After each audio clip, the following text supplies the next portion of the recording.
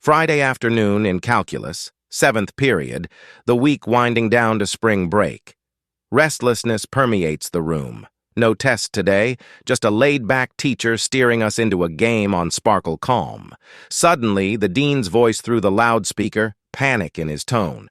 Chills hit, our teacher, usually cool, darting to dim the lights, urgency in his eyes as he ushers us to the safety of the back corner where shadows dance in the dimmed glow. In the unsettling darkness, the hum from the panel fades, signaling a complete power cut.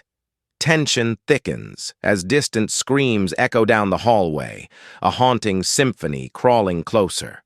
Two girls succumb to fear, their sobs intensifying, a visceral reminder of the imminent danger. The lunatic voice amplifies, banging on lockers with a thunderous rhythm, each strike echoing a chilling promise, "I'll kill all of you." Panic tightens its grip as the ominous sound inches toward our classroom door. Fear radiates, tangible in the terrified screams that pierce the silence. The atmosphere becomes a crucible of dread, a collective realization that our mundane Friday has taken a nightmarish turn. I steal glances at my classmates, their eyes wide with terror, expressions etched with disbelief. The banging on the door reaches a crescendo, a cacophony of menace, reverberating through the room. One of the crying girls lets out a desperate scream, pleading for the nightmare to end. We huddle in the back corner, our teacher shushing us, a futile attempt to quiet the pounding anxiety. Each echo against the door amplifies the vulnerability, a stark reminder of our helplessness. Finally, after what feels like an eternity, the lunatic's screams move away, fading down the hall. The relief is palpable, but the trauma lingers. 10 minutes, an eternity compressed into fear until the dean's voice returns, breaking the silence and explaining the unsettling reality that had unfolded. The school, lacking proper security, was exposed to a threat that had left us all shaken, clinging to the hope that the danger had passed. In the dimly lit corner, time stretches, and silence becomes a canvas for our shared apprehension. Eternity unfolds as we grapple with the surreal aftermath. The pounding on the door has ceased, but the palpable fear remains, wrapping around us like a shroud. The teacher, a beacon of calm, keeps a vigilant watch, mirroring our collective uncertainty. Minutes elongate, each one burdened with the weight of unanswered questions. The dim emergency lighting casts dancing shadows, a fitting backdrop to our whispered conversations. Anxious glances circulate, seeking reassurance that the worst has passed. The air feels heavy, charged with the residue of the recent trauma. The room a refuge, marred by an unsettling energy. In the quiet, distant shuffling disrupts the stillness, an eerie calm following in its wake.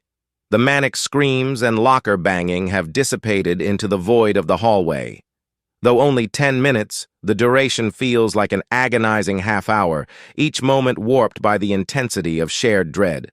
A hesitant exhale echoes through the room, a collective sigh of relief.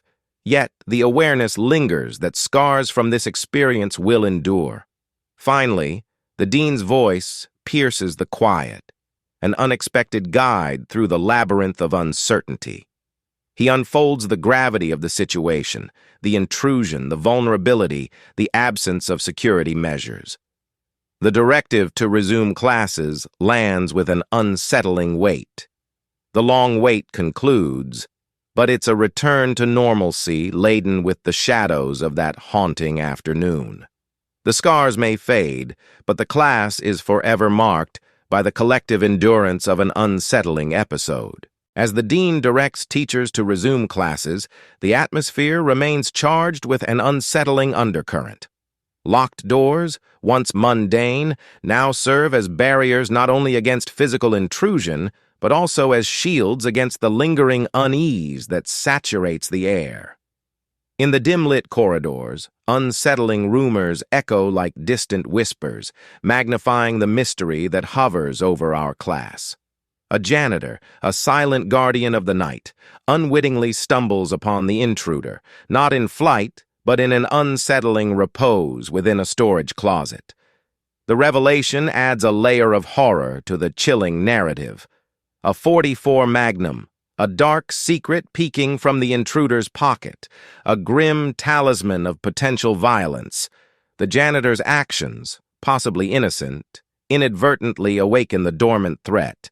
The intruder, disturbed from his makeshift slumber, vanishes before the arrival of law enforcement, leaving behind only questions and the ominous echo of uncertainty. The class, left in the aftermath, becomes a tableau of shared anxiety. The gravity of the situation sinks in, the perilous proximity to a potential catastrophe. The fragile illusion of safety shattered by the intrusion, vulnerability exposed in the unguarded hours of the night. Rumors circulate like wildfire, each student grappling with the aftermath in their own way. The unanswered question lingers, haunting conversations and casting shadows over the routine resumption of classes. The intruder's fate remains unknown, a specter that eludes resolution, leaving the class in perpetual suspense. In the wake of the incident, the school may fortify its defenses, but the emotional defenses of the class are forever altered. The unsettling discoveries linger, etching an indelible mark on the collective memory. The hope for closure merges with the desire for the troubled intruder to find the help he needs, an unsettling coda to a chapter that defies easy resolution.